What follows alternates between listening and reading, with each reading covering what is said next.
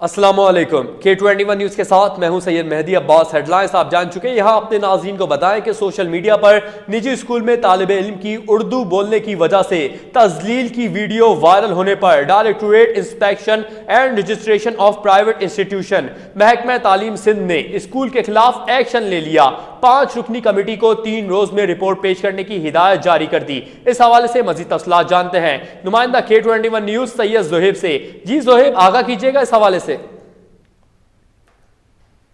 جی، یہ نارتھ ناظم آباد بلاک جے میں واقع سویلائزیشن پبلک اسکول کا واقعہ ہے، جہاں ایک طالب علم کے مطابق اردو بولنے کی وجہ سے اس کے منہ پر کالک لگا کر اس کو ساتھی طلبہ سے مذاق کا نشانہ بنوایا گیا۔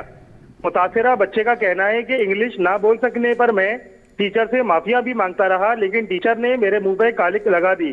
بچے کے والد نے اس معاملے پر اسٹوڈنٹ پیرنٹس فیڈریشن کے چیئرمین ندیم مرزا سے رابطہ کیا اور اسکول کی ویڈیو بنا کر سوشل میڈیا پر اپلوڈ کروائی اور بچے کو اسکول سے ہٹانے کا اعلان کیا۔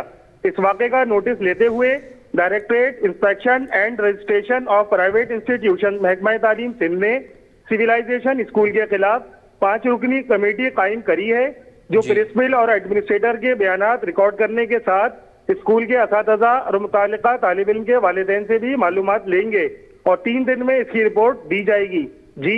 جی بہت شکریہ سید زہیب، آپ ہمیں اپڈیٹ کر رہے تھے کہ سوشل میڈیا پر نجی اسکول میں طالب علم کی اردو بولنے کی وجہ سے تذلیل کی ویڈیو وائرل ہونے پر directorate inspection and registration of private institution محکمہ تعلیم سندھ نے اسکول کے خلاف ایکشن لے لیا۔